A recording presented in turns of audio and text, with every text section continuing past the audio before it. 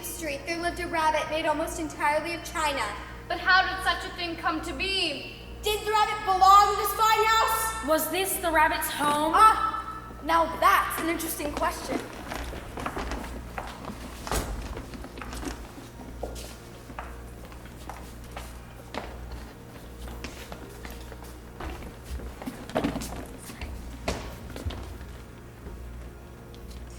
Grandmother, you're back?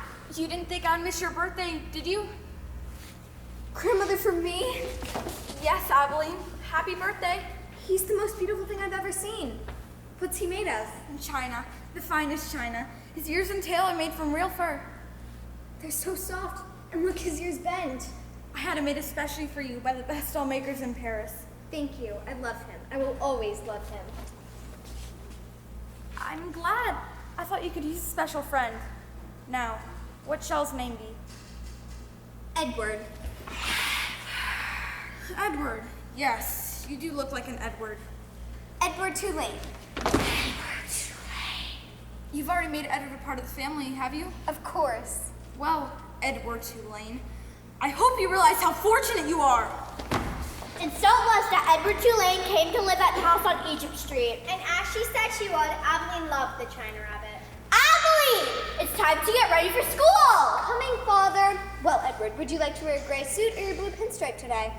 Of course, Edward didn't answer. He couldn't, you see. His mouth was painted on his china head, as was the rest of his face. But he still had his thoughts.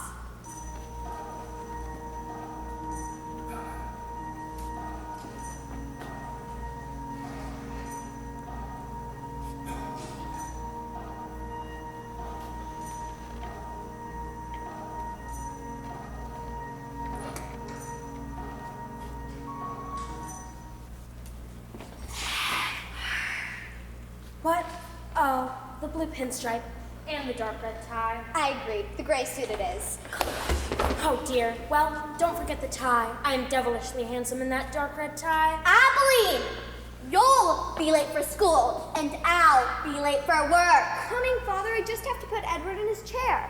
Oh, I know.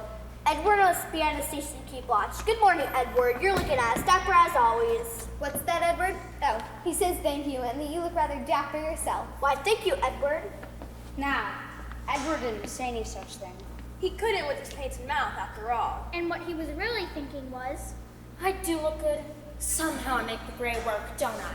Now, be careful you don't wrinkle the jacket and fix the tie. It's crooked. There. Oh, your watch. Now remember, when the big hitch is on 12 and the little hitch is on 3, I will come home with you.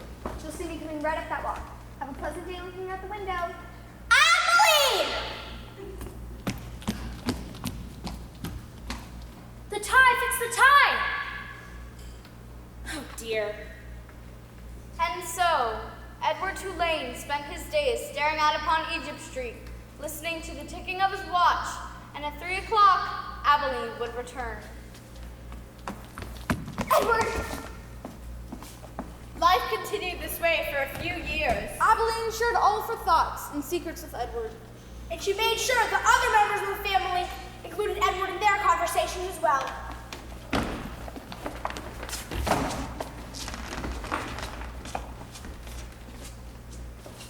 And so tomorrow, I'm having lunch with the gentleman. Excuse me, Father. I don't believe Edward just heard what you said. Oh, pardon me.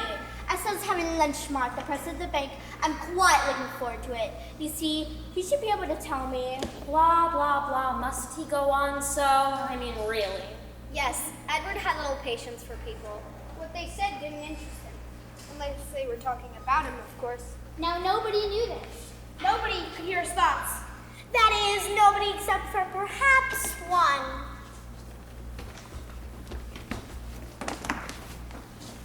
Not really that sleepy, Grandmother. I can see that. But nonetheless, to sleep you must go. Tomorrow you go on an ocean voyage. But Edward isn't sleepy either. Don't hold me so tightly. You'll wrinkle the suit. Why won't you sail to London with us tomorrow? Because I will not.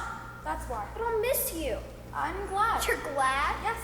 And those we love are not with us. We miss them, and I will miss you. Now, tell me, will you take Edward on this voyage? Of course. How could I possibly go on a journey without Edward? Yes. How could you possibly? Edward watches out for me. Does he? I see. I hope he spends his days remembering how lucky he is to have you. She's always staring at me like I'm some criminal. Can you tell us a story tonight, Grandmother? Yes, tonight there will be a story. Shall Edward listen too? Yes, Edward shall pay particularly close attention. I don't like the sound of that at all. The story begins with a princess. Princess? A beautiful princess? A very beautiful princess. How beautiful. Listen, once upon a time there was a very beautiful princess. She shone as bright as the stars on a moonless night. Bright as the stars on a moonless night. That's kind of nice, actually. But what difference did it make that she was beautiful? None. No difference. Why did it make no difference? Because she was a princess who loved no one and cared nothing for love, even though there were many who loved her. And so... What? And so what? And so, her father, the king, said that she must marry. One day, shortly after, a prince came. As soon as the prince saw the princess, he fell in love with her. He gave her a ring of pure gold. Placing it on her finger, he said, "I love you." But the princess took the ring off her finger, placed it in her mouth, and swallowed it. "That's what I think of love," she said. The princess ran out of the castle and into the woods. Deep, deep into the woods she ran, until she finally stopped to catch her breath. She looked around and realized that she was lost. She remained lost for many days. Did the prince come and find her? Listen. Eventually, she came upon a little hut. She knocked on the door. "Let me in! I'm cold!" But there was no answer. She knocked again. "Let me in! I'm hungry!" Suddenly, a terrible voice came from inside of the hut. It said, "Enter!" The princess opened the door, and inside she saw an old witch. "I am lost!" "What of it?" "I am hungry." "Not my concern." But I'm a beautiful princess, and my father is a powerful king. You must help me." To this the witch said, "Very well then. Tell me the name of the one you love." The princess stamped her foot. "Love? Why must everyone talk of love? I love no one." You disappoint me," said the witch. Pointing at the princess, the witch said one word. "Farthiggery." Farthiggery? Yes, farthiggery.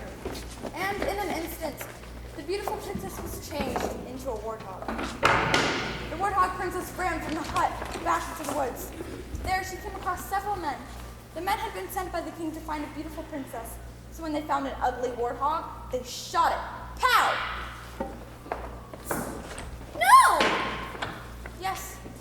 The men took the warthog back to the castle. There, the cook slit open its belly and found a ring of pure gold. The cook placed the ring on her own finger and finished butchering the warthog. The ring shone on the cook's hand as she did her work. The end. No! Yes, the end. But it can't be. It came too quickly and nobody lived a happily ever after. Huh. But how can there be a happily ever after if there's no love? Now, it's getting late. You must go to sleep. Tomorrow, a new adventure begins. What are you doing with Edward? I'm saying bon voyage. Should I not have the chance to tomorrow? You disappoint me! Good night, Grandmother. Good night, ladies.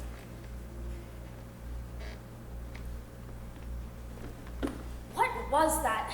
This is why I don't listen to stories. They're always so pointless. A warthog, grotesque. I love you, Edward. I don't care how old I get. I will always love you. Yes, fine, but turn me on my side so I can look at the window and see the stars.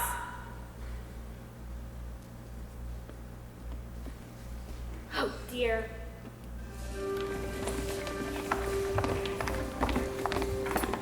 The next day, Edward, Amelie, and her parents set sail on a marvelous ship bound for England.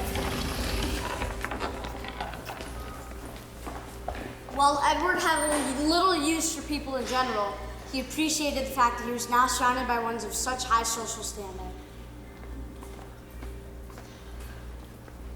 Let's sit here, Edward. I believe the sea air will do us good. Is my hat on straight? I'm sure to be complimented on the hat.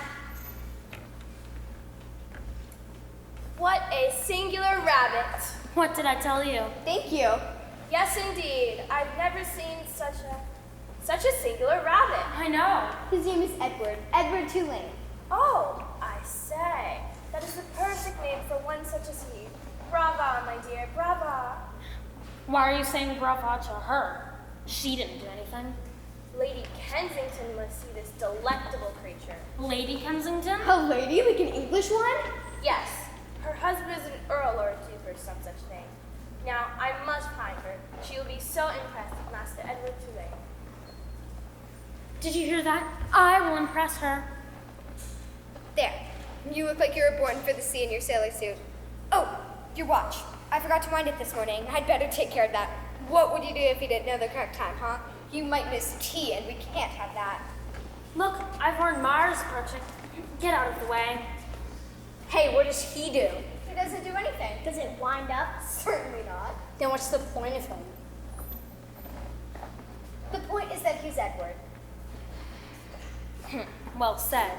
What's he supposed to be wearing? It's a sailor suit. It's very fashionable. It's silly. I don't like these two heathens. Take me away. Let's find Lady Kensington. Does it come off? What? Of course it does. He has many different outfits. He even has his own silk pajamas. Hear that, Amos? He's got silk pajamas. Let me see it. No! Stop it! I demand you release me at once! Would you look at that? He's even got socks. Take them off, Martin. No! Don't you dare! Give him to me! This is humiliating. Oh, I'm sorry. Here you are. Oops. Good catch, Amos. Don't throw him. He's made of China. He'll break. He's coming back to you, Martin. He's mine. Give him to me.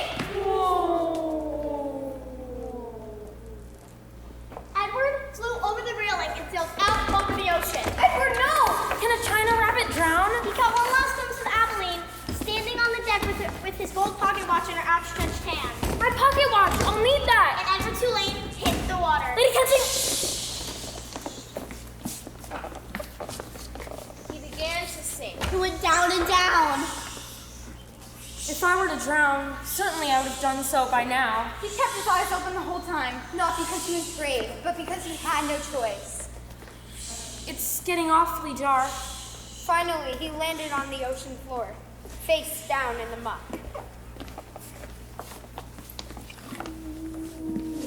I don't like this. I don't like this one bit. Hours passed. Abilene will come and find me. It's just like waiting for her to come home from school. If only I had my watch. Days passed. And Abilene didn't come. Edward, for lack of anything better to do, started to think. Are the stars still shining, even though I can't see them anymore? Weeks passed. More days passed. Bright as the stars on a moonless night. I'll never see the stars again. Weeks passed. Why did the beautiful princess turn into a warthog? Why? Because the witch turned her into one, that's why. And then months. Pellegrina is like the witch. No, she is the witch. She didn't turn me into a warthog, but just the same. Why is she punishing me? On the 297th day, a powerful storm came. I'm out of the muck. I'm out. Whoa. What's going on? What's happening to me? What's happening? Wait, I can see the light. Up to the surface came, from among we saw the angry sky glint right through the air. It almost sounded like laughter. Pellegrina, is it you? Before he could hear an answer, he was tossed back down into the deck. Wait, no. I can't go back there. Please, you have to help me. Suddenly, Edward found himself in the middle of a fisherman's net. And before he knew what had happened, he was pulled up and out of the water.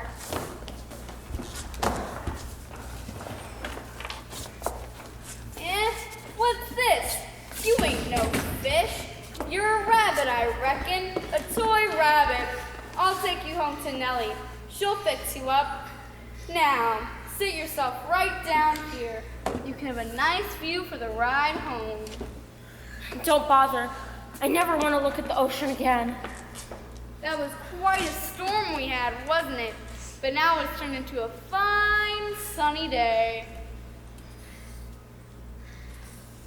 And as the little fishing boat made its way back to shore, Edward felt the sun on his face and the wind blow through the little fur left on his ears. I'm alive. I'm alive. Looks like you're enjoying the ride. I believe I am. Wait till Nellie gets sight of you. You'll like Nellie. You will. She's had her sadness, but she's an all right girl. Oh, look, that's your North Star. The North Star. Do all stars have names? You don't ever have to be lost when you know where that fella is. The North Star. I didn't think I would see the stars again. The fisherman and Edward arrived at a little green cottage.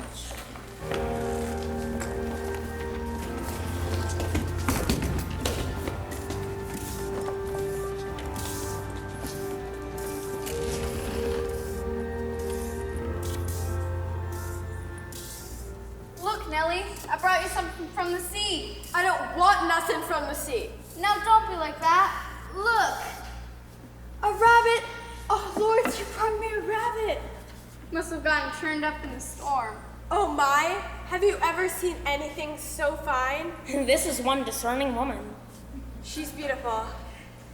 She? What shall we call her? I was thinking Susanna. Susanna. Just right. Oh dear. Well, Susanna, you'll be needing some clothes now, won't you? The next morning, Nellie made a simple con dress for Edward Tulane, who is now Susanna. She remade his ears and tail as well, though not in real fur.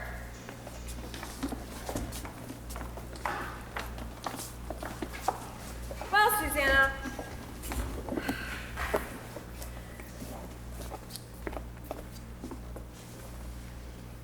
If I don't get that bread going, we won't have any for supper. Now you sit there and keep me company. No, don't set me by the window. Anyone walking by will see me in this ridiculous dress. It gets lonely here while Lawrence is at sea. Back when the children were little, I had my hands full. You can be sure. But now the days can seem awfully empty. At least you're not stuck on the bottom of the ocean floor with your head in the muck. I wonder how you ever came to be in the ocean. Pellegrina. You poor thing, stuck down there in the cold and dark, separated from the ones you love. Love? I guess you know a thing or two about loneliness. Loneliness, yes. But now you're here, Susanna from the sea. Do you like the dress? I was never much of a seamstress, but it's the best I can do. I guess it doesn't matter what I wear. My daughter Lolly always makes fun of the clothes I make. She says that people should only wear clothes sold in shops. She's a secretary. My Lolly works in one of those tall buildings up in Boston. She has to ride an elevator to get to work. Can you imagine? No. Lolly is the oldest. Then there's Ralph. Works in a lumber mill way up north. Then there's Raymond. He died, you see. Just 5 years old. Pneumonia. It is a terrible, horrible thing to see somebody you love die right in front of you and not be able to do anything about it. You've had your sadness. I dream about him most nights. What is it like to dream? I suppose you think I'm daft, talking to a toy. But it seems to me that you're listening, Susanna. I am, Nellie. I am. One night before supper, Lawrence went digging in the attic. What are you doing with the high chair? You know I don't see anything that... It's for Susanna. Susanna? Me? I, sir, am not a baby. I am a rabbit. I've been feeling bad about ignoring her at supper, so I thought she'd like to sit with us. Oh, Lawrence, you're right. Come, Susanna. Let's try it out. No. I must draw the line. There you are. I mean, really, would you like it if... Oh. You have quite a nice view from up here, don't you? I think she looks happy there. Yep, I believe she likes feeling a part of things. I do. After supper, Lawrence would lift Edward onto his shoulder and go out for a walk. Every sailor needs to know their constellation, Susanna. That's Andromeda, you see? And over there's Pegasus. Andromeda and Pegasus. Right there's Cassiopeia. Cassiopeia. And over there's Ursa Major. Ursa Major. Our little Raymond could name your constellations. 5 years old and he could name nearly any star he pointed at. He had the sea in his soul. He did. Poor little boy. Poor little boy. The rabbit stayed with the old fisherman and his wife, listening to their memories. And when his own troubling memories haunted him, Warthogs, witches, oceans, darkness. Nellie was always able to comfort him. Hush, little baby, don't say a word. Mama's gonna buy you a mockingbird. Night after night, Nellie sang to the rabbit, gently allowing him to let go of those dark thoughts. And so for a long time, life was sweet. Then one day, they had a visitor. That diamond ring is brass. Mama's gonna buy you a looking glass. Hello, Ma. Lolly, what a surprise! I just had to get out of the city, you know. It gets to be too much sometimes. You know what I mean? Just too much. I'm sure it does, dear. So I thought I'd surprise you and Pop and spend the weekend in the old hometown. You know what I mean? How lovely. If I knew we were coming, I would have tidied up a bit. I'm afraid the house is a mess. It looks fine to me, Ma. I can't stand housework myself. Someday I'm gonna get a maid, I tell you. A maid, can you imagine? What's this? That's Susanna. You've got yourself a toy rabbit named Susanna? Your father found her. She came up in the net. She didn't have no clothes on her, so I made her a dress.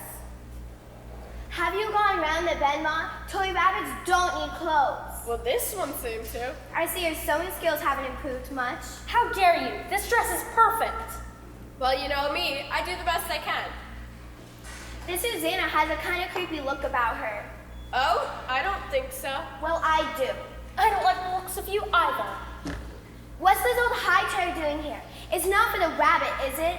Oh, no. Don't be silly. Your father's fixing it up. We thought we might try and sell it. That night at supper, Edward didn't sit in his chair. And the next morning, Put me down, you vulgar woman. How would you like it if someone picked you up by the ears? You've got the old folks we wish, don't you, Susanna? You've been treating like some kind of rabbit child. The whole town is talking about it. It ain't right. It's sick. That's what it is. Well, I'm gonna put an end to it right now. Hey, Mom. Yes, dear? I'm gonna take the truck out and run some errands. That's wonderful, dear. Goodbye. Wait! Help! Nellie learns!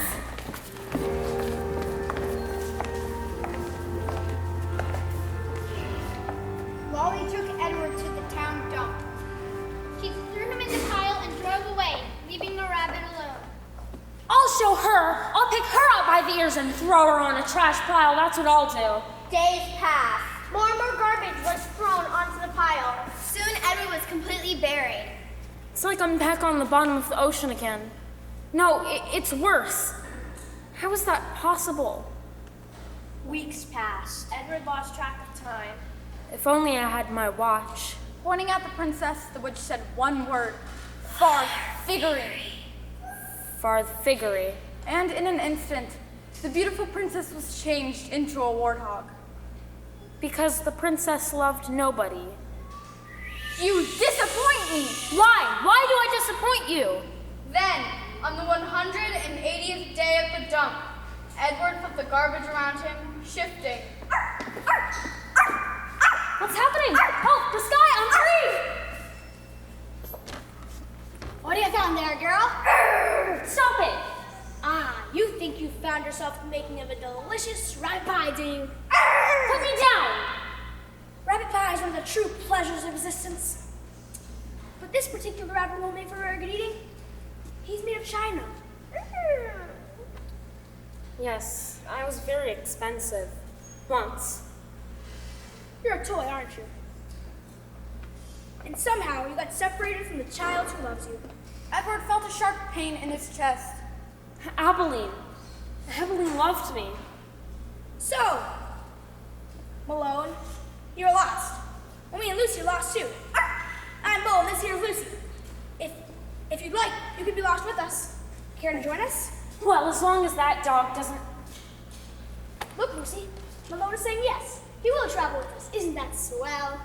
And so it was that Edward Tulane took to the road the hobo and his dog. Now, Malone, I hope you understand that we are always on the move. We walk mostly. Sometimes we'll enjoy riding the train if there's an empty boxcar available. We're always moving. Though in truth, we're going nowhere.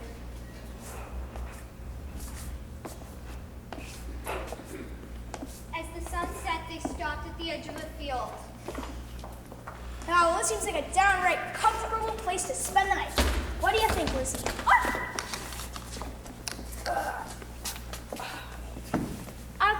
mind if we sleep here? And I'm alone. I don't suppose your kind sleeps very much, so I'll lay you down on your back so you can look up at the stars. Thank you. Ugh. Now, I don't mean to offend you, but a princess dress is rather impractical for life on the road. A princess dress? However, I have a solution. Tomorrow morning, I'll fix you up with a proper outlaw look. Yes, sir, you look like a genuine rabbit on the run. A genuine rabbit on the run. Yes, sir, first thing in the morning. Looks like you made yourself a new friend, Lon. I think I've made 2. And to the comforting sounds of Bull's snoring, Edward looked at the stars. Andromeda, Pegasus,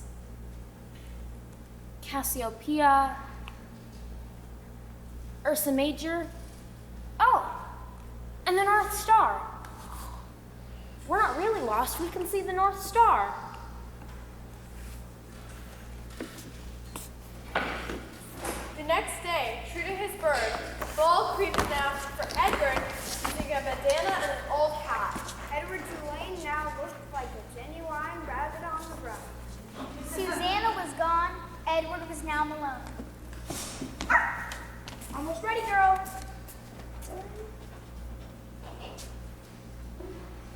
And there. And the 3 travelers set off for nowhere. They journeyed for a very long time. It's a long way to Tipperary. It's a long way to go. It's a long way to Tipperary, to the sweetest girl I know. Goodbye to Piccadilly, farewell Leicester Square. It's a long, long way to Tipperary, but my heart's right there. Occasionally, they met up with others who were lost, and they all spent an evening around a campfire. Hello there, Jack. Hey, Bull. How's the foot? It is what it is. Hello, Lucy. Say, where's Malone? He's right here. Malone! Hello, Jack. You've become quite the celebrity, Malone. So, where have you been lately? Run into any trouble on the railroad? No. What? Even cracking down folks like us had much more than watchmen. You know old Pete, he got roughed up pretty good. Now, why don't you want to rough old Pete? We need to be extra careful nowadays. Well, I got Lucy and Malone to protect me. Don't I, Lucy? I used to have a dog. His name was Bullet. He was a good dog, I tell you. Smart, too. You'd have liked him, Lucy. You'd keep your boyfriends. Now I think you embarrassed her. What happened to Bullet? He's watching after my family in North Carolina. North Carolina. Look at Malone. He's listening to everyday word we're saying. He's a great listener. I bet his rather impressive ears about the kinds of stories from back home. He helps me remember. Does he? Say, do you think I could have a word with Malone? Of course he can. There, girl. Calm down. Jack will be right back. Go to sleep.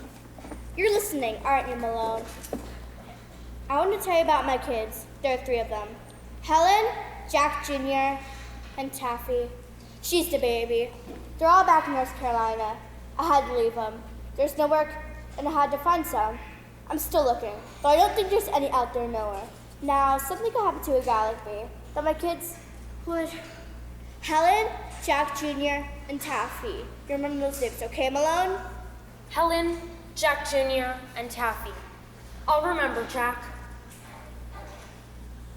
And word spread about the toy rabbit and his gift for remembering. Soon, wherever they went, a hobo would take Edward aside and whisper the name of their children in the rabbit's ear. Betty.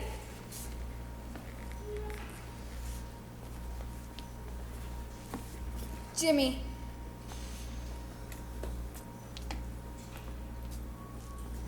Patrick.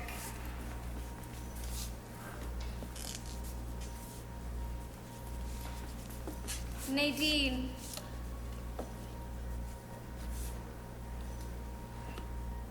Bobby and Francis. Joe and Peg. Billy, Hank, and Sue. Sweet little Jane. And Edward listened. Ted. He plays baseball. Ted plays baseball. Eileen. Sure looks like your mother. Eileen looks like her mother.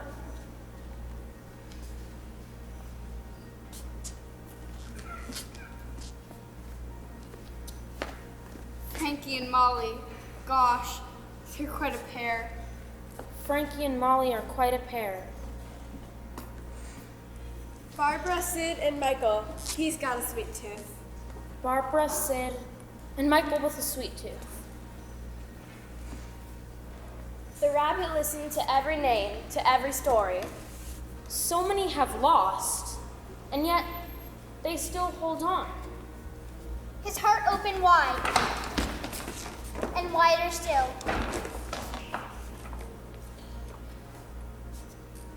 This is love. The rabbit traveled with Lucy and Bull for 7 happy years. And then, one night, in a rail yard outside of Memphis,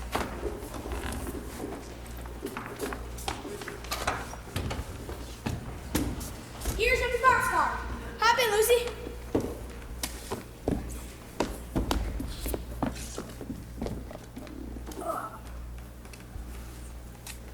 Now, Malone, you keep first watch.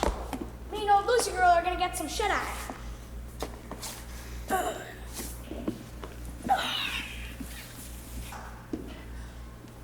Bull! Someone's coming! Bull!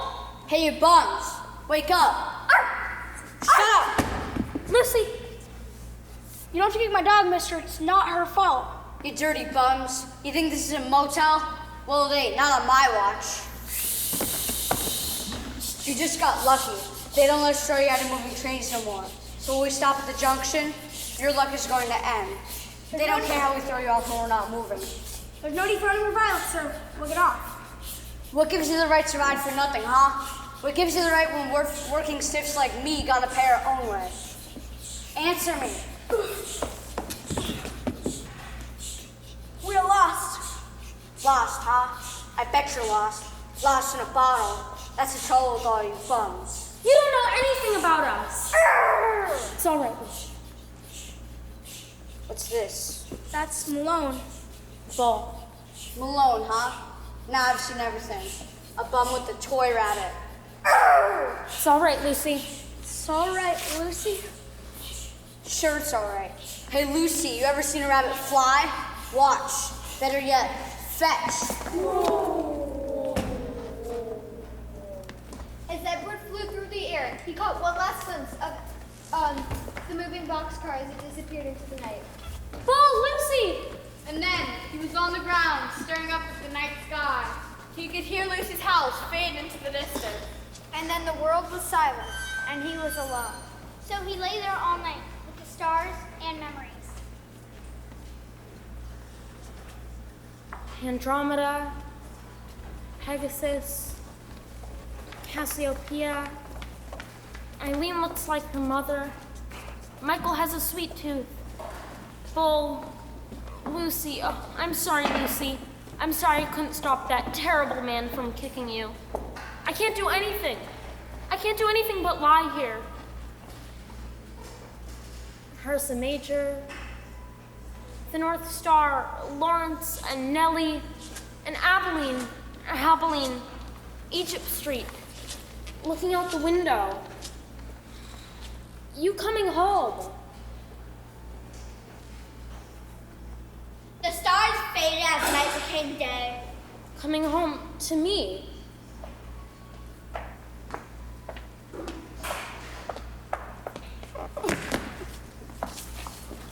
What's this?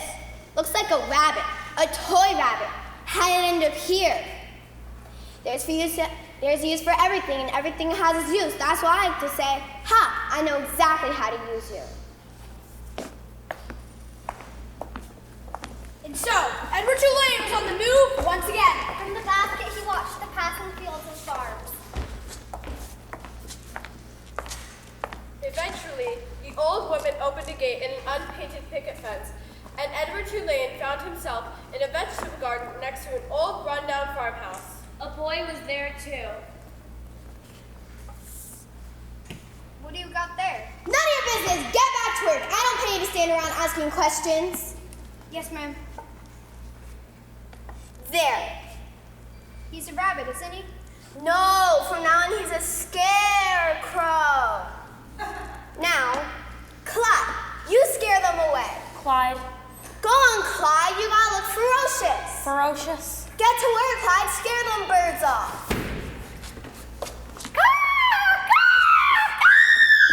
Go away, birds. Go away. Get out of here. Go away. Oh, heavens. I'm no good as a scarecrow either. Pellegrina? Go ahead, turn me into a warthog. Anything would be better than this. Night finally came, and the birds flew away. But on this night, even the stars seemed to mock him. You can't fly. You were stuck down there all alone. You were stuck down there. All alone. We are up here together. We are up here together. Together. I have not always been alone. I have been loved. What difference does that make? You are alone now. You are alone now. You're alone now. You are alone. Alone. Useless and alone. Hey, I'm here to save you. Save me? Why? Teacher got you up here good, but I'll get you down. I am Clyde, the useless scarecrow. This ought to do it. I got you. See? I saved you. Now let's get out of here before the old lady catches us. You saved me, but for what? My little sister had a baby doll that was made out of china, just like you. She loved that baby doll, but he broke it. He came home drunk, stepped on its head, and smashed it into 100 million pieces. Them pieces were so small I couldn't make them go back together again. I couldn't. I tried and tried. Sarah Ruth ain't had nothing to play with since. He won't buy her nothing. So you want me to be the replacement for a doll? He says she don't need nothing, because she's sick and ain't gonna live. But he don't know.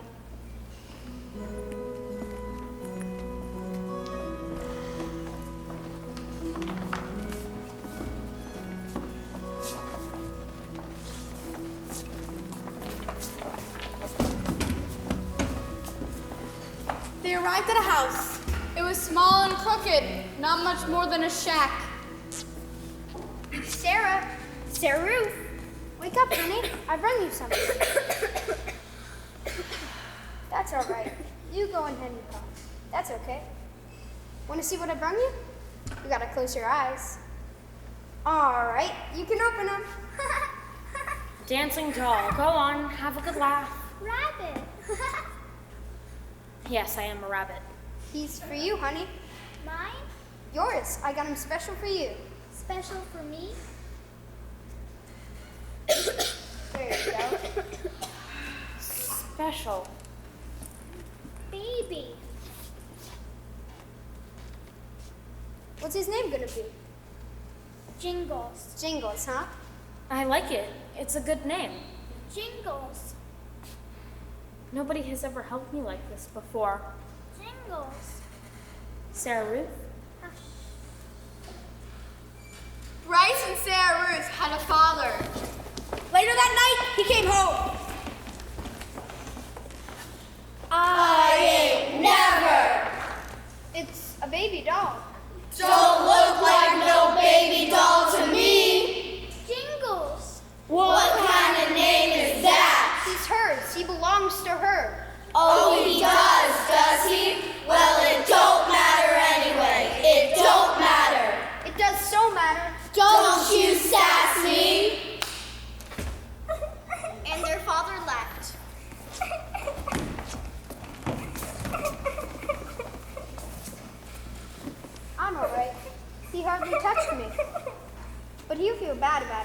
come around for a while. Bully. That's right. He ain't nothing but a bully. Now you go back to sleep, okay?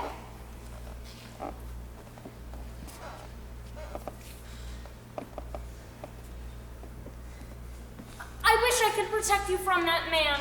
I wish I could. Days passed. Every morning, Bryce went out to find food for his sister. Edward spent all his time with Sarah Ruth. Pretty. I wish I could protect you from everything, but I can only... You just hold on tight. Hey there, honey. I brought you a delicious biscuit. It's the kind you like best. Now, Jingles and me got a surprise for you, but only if you eat that biscuit, okay? I got this idea the first night I brought him to you. Today, the junk man said I could have some of this here twine.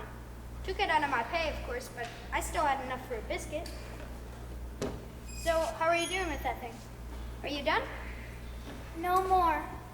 Come on, honey, you gotta eat something. One more No. bite, please. No, can't. Well, I guess you ate enough. Want to see your surprise? When you was really little, Mama used to dance with you. She used to hold you and dance around the room. Mama died. Well, now we got a new dancer in the house. Dance, Jingles. What's happening to me? Dancing. She likes it. Keep playing, Bryce. Make my legs kick again. She loves that.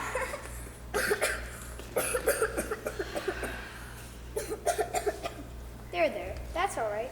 You want some fresh air? Let's go take a peek at the stars.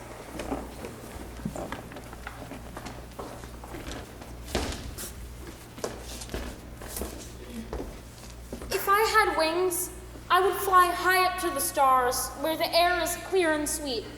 I would hold Sarah Ruth in my arms, and there, high above the world, she could breathe and laugh and talk, and she would never have to cough again. Look, a falling star. Make a wish, honey. Make a wish for anything you like. I wish. Days and weeks passed. The sun rose and set again and again. Sometimes the father came home. Most often, he did not.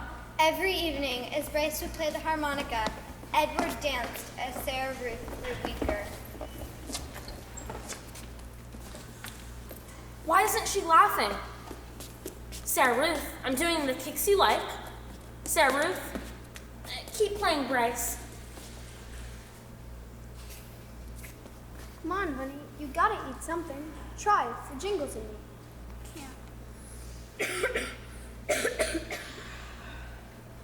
Blood. That's all right. You probably just been coughing so hard you broke a blood vessel. That's all. Don't you worry about it. Bryce stopped leaving the house. He never left her side. Breathe, honey. Breathe, please breathe.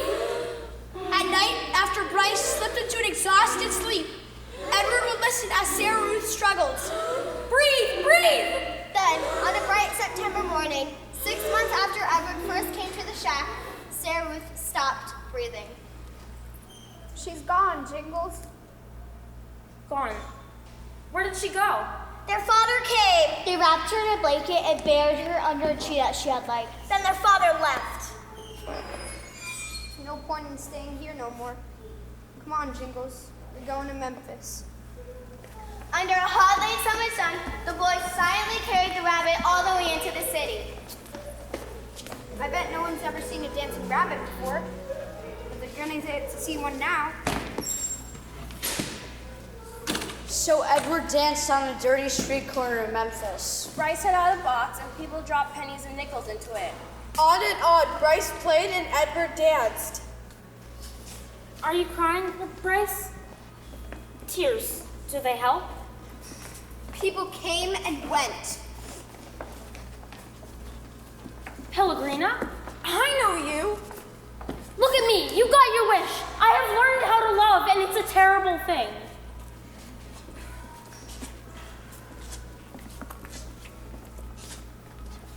I'm done. I ain't gonna cry no more. We got enough to get something to eat. Come on, Jingles.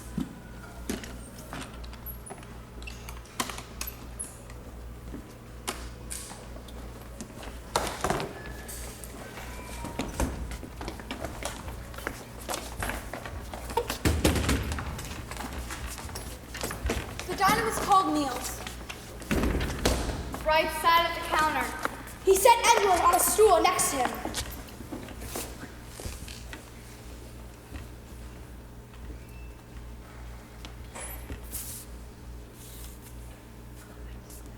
Hey there, Sugar. Who's your friend? Jingles, him and me's in show business. Well, ain't that something? What do you have? Give me some pancakes and some eggs, and I want a steak too, and some toast, and some coffee. He ate it and drank 2 cups of coffee. Well, you was hungry for sure. Yes, ma'am. I reckon show business is hard work. You want anything else, darling? No, thank you, ma'am.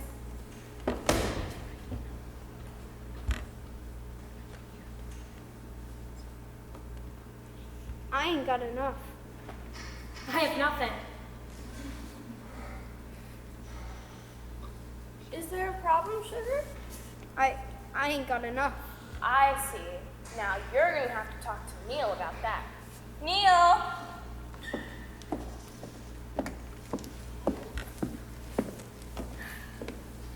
Came in here hungry, right? Yes, sir. You ordered some food. A lot of food. I cooked it and Marlene brought it to you, right? Yes, sir. Run, Bryce. You ordered food, I cooked it, Marlene served it, you ate it. Yes, sir. Now run as fast as you can. Well, now I want my money. You ever seen a rabbit dance? What did you say? You ever before in your life seen a rabbit dance? He could dance for you. He could dance to pay for what I ate. I can. Watch. I'll pay for him. I will. What are you doing? Give him back. Stop it. This is what I think of dancing rabbits. Edward felt himself swinging through the air. He was moving so quickly he couldn't see Bryce. He couldn't see Neo. He couldn't see the countertop. And the world, Edward's world, went black.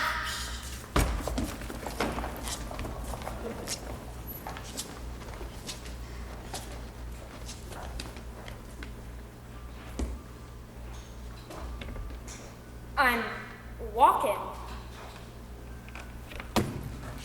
No strings. No one is controlling me. I'm walking. Wait, I know this place. I'm on Egypt Street. How did I get here? Abilene? Bull, Lucy! Hello there, Malone. Lucy's been digging through every dump in the country trying to find you. She has? Oh, Susanna, we still have that high chair waiting for you to come back. Nellie Lawrence. I knew you'd follow the stars back to us. The stars. What's the name of those stars? Why, that's the Sarah Ruth constellation. Sarah Ruth? Edward! Abilene, look! I've never forgotten about you. I say your name every day. Hey there, Jingles. Bryce, look! Sarah Ruth is in the stars. Yep, she is. She's so far away. Yeah, but she's still there. I want to be with her. If I had wings, I could fly to her. If only I had wings. What's happening to me? Wings! I'm coming, Sarah Ruth! You can go get. I'm flying! Sarah Ruth! Get him! I got it. Well, no! Let me go! I can't do that, Malone. As much as I'd like to let you go, we need you here. Yes, please, Edward, stay with us. I couldn't stand to lose you then. Neither could I. It would break my heart. It would break my heart. It would break my heart. It would break my heart. It would break my heart. It would break my heart. It has broken already! My heart is broken.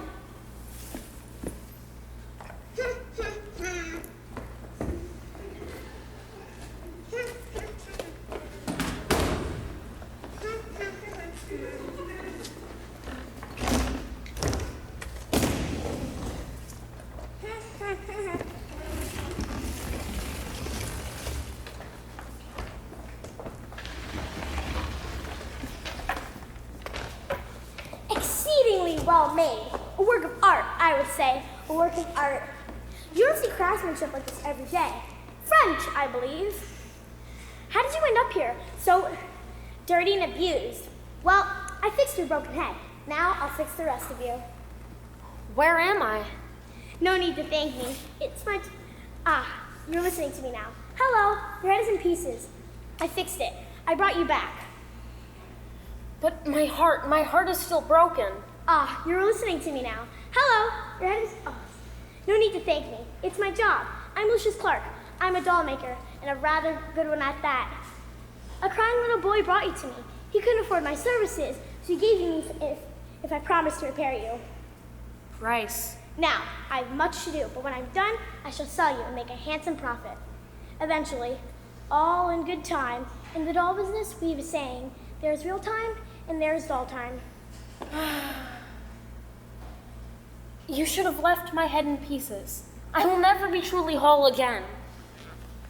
Edward entered doll time, a time of waiting. Slowly and carefully, Lucius Clark did everything he said he would. Except for the different cut of the suit and the very faint lines on his face, Edward Tulane looked the same as he did on the day he left the Paris dollmaker all those many years ago. Edward was placed on a high shelf for display. The shelves were filled with dolls and all sorts of dresses. Edward never cared much for dolls. And dolls didn't seem to care much for him either. I hope you don't think anyone is going to want to buy you. Who would want to buy a rabbit? I have no interest in being bought. Oh, I'm sure you don't. Of course not. It's true. Don't you want some little girl to take you home to love you? Don't talk to me of love. I have known love.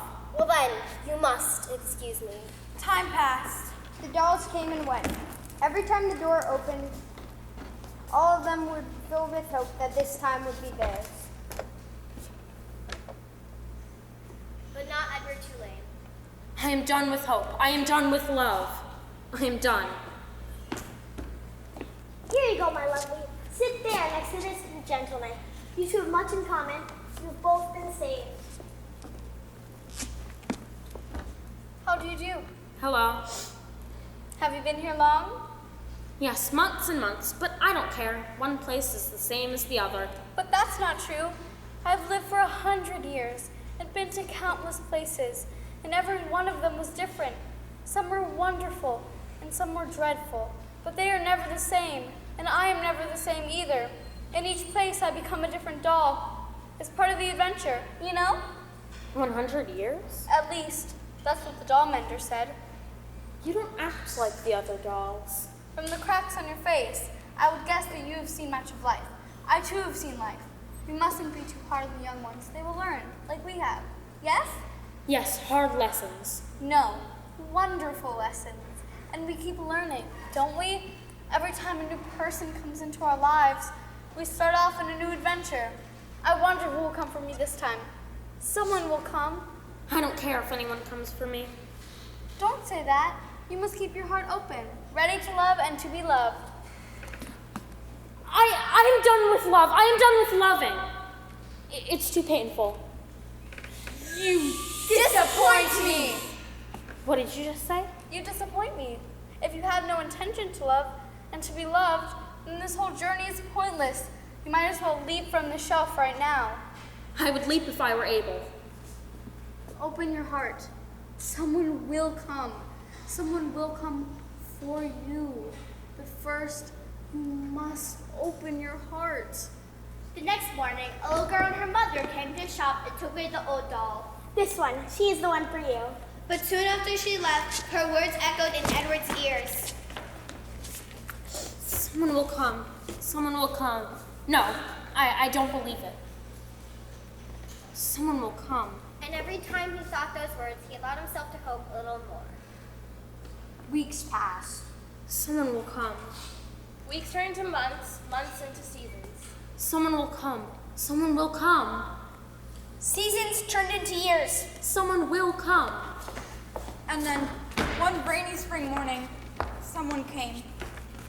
Good morning. Good morning, madame. How may I help you today? I'm looking for a special friend for my daughter. Of course, we can find what you're looking for. This one here is quite popular. She's lovely, but I'm looking for something a little more unique. Ah, I understand. This one here is one of a kind. She's beautiful, but I don't know. Perhaps a doll isn't what I'm looking for. I should think about it a little more. Thank you. Madame, if I may, I do have one other thing to show you. This one's not a doll. Perhaps it is what you're looking for. It's not new, but it's exquisitely made and masterfully restored. Ah, the rather intrigues you, I see. I know you. Who are you? Why do I know you? A memory came to Edward Tulane. A memory of a little girl many, many years ago. A little girl who had grown up into a woman. My watch. Abilene? Edward? Yes, my name. Edward! It's me.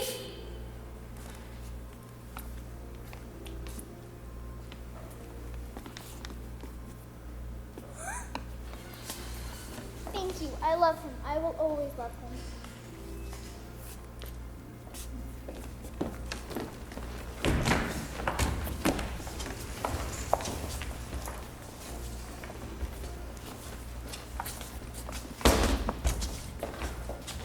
Once, there was a China rabbit who was loved by a little girl.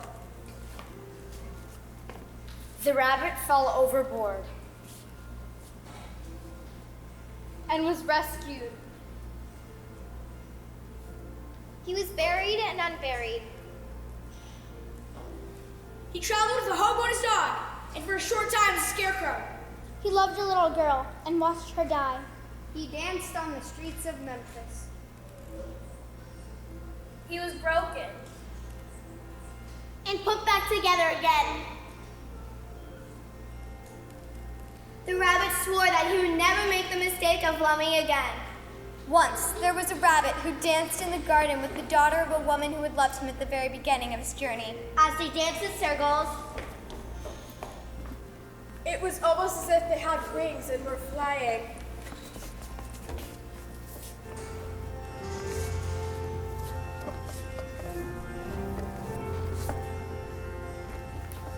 Once, oh marvelous once, there was a rabbit who found his way home.